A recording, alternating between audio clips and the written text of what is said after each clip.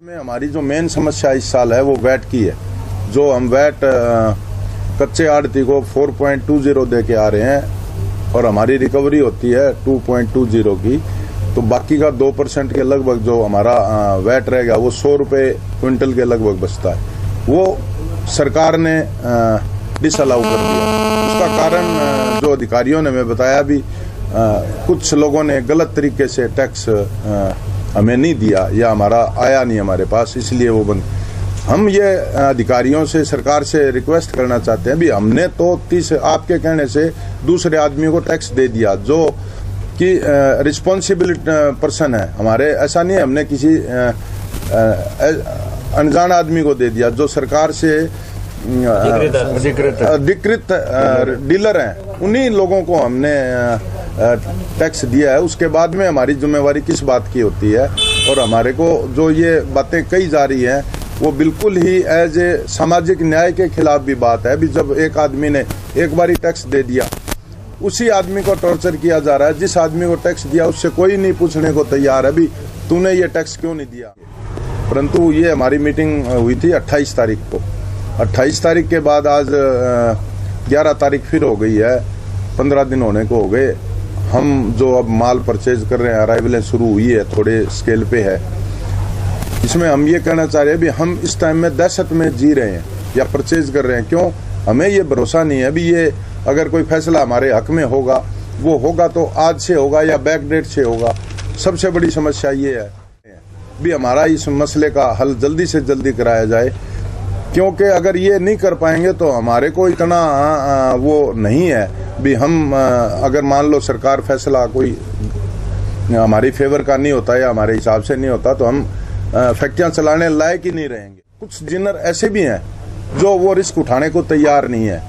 हमारे यहाँ सिरसा में 5 फैक्ट्रियां ऐसी है जो वो रिस्क उठाने को तैयार नहीं है। एक तो यही फैक्ट्री है जिसमें हम हमारे सिरसा कॉटन इंजीनियर एसोसिएशन के प्रेसिडेंट हैं गणपति कॉटन के, इन लोगों ने मुहूर्त भी नहीं किया है। वो कहते हैं भी मेरे हौसला नहीं है भी मैं ये रिस्क उठाऊं, कल को भगवान करे हो जाएगा, परंतु ना हो तो मेरे पास इतना पैसा नहीं है। उसने आप देखोगे तो बिल्कुल फैक्ट्री उनकी खाली पड़ी है। ऐसी 5 फैक्ट्रियां सिरसा के अंदर है, 15 की बजाय 10 फैक्ट्रियों ने ही थोड़ा थोड़ा माल लेना शुरू किया। तो इसमें एक ये बात है, वैट की समस्या बड़ी भारी है। दूसरी मेरी सरकार से एक गुजारिश है और सरकार की पॉलिसी भी है, वो किसान को फायदा पहुंचाना चाहते हैं। अभी 3-4 दिन पहले न्यूज़ भी आ रही है, अभी वो किसानों से पूछ रहे हैं, फॉर्म भरवा रहे हैं भी आप डायरेक्ट बेचना चाहते हो, गवर्नमेंट एजेंसी को डायरेक्ट बेचना चाहते हो या आड़तियों के मार्फत। तो हम ये अंदाज़ा लगा रहे हैं भी सरकार जो है किसानों को फ़ायदा पहुंचाना ला। हम आपके माध्यम से सरकार के पास ये बात पहुंचाना चाहते हैं, अगर सरकार हमारे को लाइसेंस देती है किसान से डायरेक्ट परचेज करने का, तो हम उन किसानों को 50 से 60 रुपये जो बाजार में बिकता है आड़ती के मार्फत, उससे 50 से 60 रुपये क्विंटल एक्स्ट्रा देंगे और बिल्कुल ट्रांसपेरेंट बिजनेस करेंगे। और उसके साथ में उनको पेमेंट जो है वो उसी टाइम देंगे, या तो कैश देंगे या उनको उसी टाइम चेक देंगे नेक्स्ट डे का। ये हम सरकार से वादा करते हैं भी उनके साथ किसी प्रकार की चीटिंग नहीं होगी, कोई धोखाधड़ी नहीं होगी। ये हम आप सरकार को वादा करते हैं। जो नई इंडस्ट्री लगाएगा उसके अंदर वो उसको मार्केट फीस वेव ऑफ है। उसके बाद में 2 रुपये यूनिट की बिजली की सब्सिडी उसको मिलेगी। उसके बाद वैट में उसको छूट है, इंटरेस्ट सब्सिडी उसको मिलेगी। हम उस नीति का स्वागत करते हैं, परंतु हम साथ में ये भी कहना चाह रहे हैं जो आपके एग्जिस्टिंग उद्योग हैं उनको बचाने का भी उसके साथ में कोई प्रोविजन किया जाए भी। वो जो छूटें आप नए आदमियों को दे रहे हो वो पुरानों को भी दी जाए। अगर वो छूट सिर्फ नए उद्योगों को रहेगी तो वो अगर एक स्टेशन पे 2-2, 3-3 फैक्ट्री लग जाए तो कंपटीशन हम कर ही नहीं पाएंगे, हमें तो बंद करने पड़ेंगे। तो हमारी सरकार से गुजारिश है भी साथ में वो पुराने आदमियों को भी रखे भी। नए आदमी पता नहीं कब आएंगे, जो ऑलरेडी एग्जिस्टिंग यूनिट है उनको उजाड़ के अगर किसी दूसरे को आप बनाएंगे तो ये कोई प्रॉपर बात हमारे हिसाब से नहीं है। तो हम ये गुजारिश करेंगे सरकार से भी इन बातों का भी, हमारे जो पुराने यूनिट है उनको भी ध्यान में उन्होंने रखना चाहिए। प्रोडक्शन जो है वो 20 लाख गांठ के लगभग अबाउट में है, कभी 2 लाख गांठ कम हो जाती है, कभी ज़्यादा हो जाती है। और जो यहाँ प्रोसेस कैपेसिटी है वो ऑलरेडी 40 लाख गांठ की है। तो उद्योग वैसे ही डिस्पैरिटी में चल रहे हैं। इसी में स्पिनिंग इंडस्ट्री को बढ़ावा। हाँ, हम इस बात में हम ये कहना चाहते हैं भी जो हमारे से रुई परचेज कर रहे हैं, टेक्सटाइल इंडस्ट्री लगा रहे हैं, उन लोगों को उस बारे में छूट दी जाए तो हम हमारा प्रोडक्ट हमारे हरियाणा में ही बेच सके। सरकार को भी रेवेन्यू मिलेगा, हमारी लोकल लेबर को भी काम मिलेगा और हमें भी फायदा होगा। हमें दूसरी स्टेटों में माल भेजने से पेमेंट लेने में बड़ी दिक्कत है, फॉर्म लेने में बड़ी दिक्कत है। स्पिनिंग मिल लगनी चाहिए, स्पिनिंग मिलें यहाँ लगनी चाहिए, उसके साथ कपड़ा उद्योग यहाँ लगना चाहिए। हमारी सरकार से ये रिक्वेस्ट है अभी जो हमारे फिनिश्ड गुड है, रुई है, उसको यूज करने के बारे में आप पूरा चाहे जितनी छूट दे हमें मंजूर है, परंतु छूट हमारे वाले इंडस्ट्री को भी दे, परंतु हमारा पुराने जो जिनर लगे हुए हैं, पुराने उद्योग लगे, उनका भी ध्यान हमारा रखा जाए, वो छूटें हमें भी मिलनी चाहिए। ये हमने पहले भी सरकार से रिक्वेस्ट किया। तो ये एक सीजनल इंडस्ट्री है हमारी, इसमें 6 महीने मैक्सिमम काम होता है, आप सब लोगों को पता है। और खर्चे देखो साहब 12 महीने के इसके ऊपर डलते हैं। तो हमारा कोई बहुत बड़ा उद्योग नहीं है, छोटा छोटा उद्योग है। तो छोटे उद्योगों को बचाने की सरकार कोशिश करे। हमारी सरकार से यही एक गुजारिश है।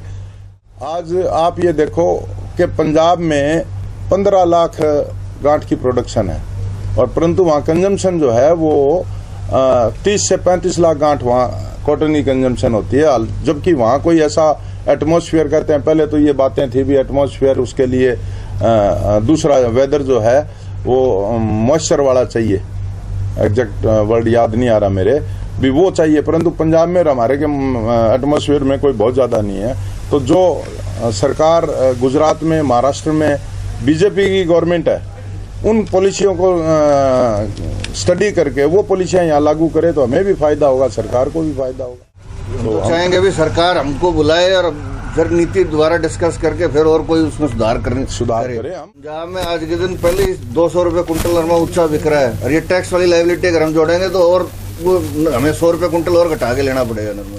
जो टैक्स हमारे को लगाएगी हम देने को तैयार है, परंतु उस टैक्स का वाजिब यूज हो और हमारे ऊपर एक बार ही टैक्स देने के बाद में दोबारा हमारे ऊपर उस टैक्स की रिस्पॉन्सिबिलिटी नहीं आनी चाहिए। ये तो एक सामाजिक न्याय की बात है और ये बातें हमने पहले भी 2 साल पहले भी अधिकारियों को बताई भी, आप हमारे से डायरेक्ट टैक्स ले लो। हमें छूट डायरेक्ट मिल जाए टैक्स देने की बजाय कच्चे आड़तियों को हम टैक्स देते हैं। भाई हम ये कह रहे हैं भी आज टैक्स हमने देना है और सरकार ने लेना है, तो तीसरे आदमी को क्यों वो दिलवा रहे हैं? और हमने तो इतनी गारंटी दी है भी आप हमारी लिमिट बना दो। आप कच्चा आड़ती है वो 1 से 3 महीने में भरता, आप हमारे से 15 दिन में ले लो। What is the problem? इतनी छूट होने के बावजूद भी जब एक व्यापारी देने को तैयार है, उसकी क्यों नहीं सुनी जा रही? ये जब तक वो तीसरा पक्ष कौन सा है जिसको आपने राजस्व दिया है? राजस्व हमारे कच्चा आड़ती, उसमें ऐसा नहीं है, तो है वो ऐसा नहीं है कि वो सारे ही कच्चे आड़ती उसको वो कर रहे हैं। उसमें फर्क क्या है जी? हाँ जी, जो कच्चा आड़ती को हम टैक्स देते हैं जी, अगर वो नहीं भरता तो उसकी लायबिलिटी हमारी है। अच्छा, अगर हम देने, हमें क्या, हमने सरकार को देना, कच्चे आड़ती को देना, हमें क्या फर्क है? 7/9 को एक नोटिफिकेशन आया। अरे गुरचरण जी हैं, स्टेट हैं, मैं Sushil Mittal, state president Haryana cotton ginner association. ये हमारे गुरचरण जी हैं, गणपति कॉटन इनकी फैक्ट्री का नाम है। ये हमारे सरसा कॉटन के प्रधान है जिनर्स के। ये हमारे सुरेश जी गोयल हैं, कालावाड़ी से आए हुए हैं। ये हमारे एसोसिएशन हरियाणा एसोसिएशन के प्रेसिडेंट हैं। वो हमारे हर भगवान जी हैं, सरसा से ही हैं। इधर पंकज जी हैं, पंकज शारदा जी, इनकी यहाँ सरसा में फैक्ट्री है और इनके बड़े भाई हैं, इनकी फर्म में ही हैं।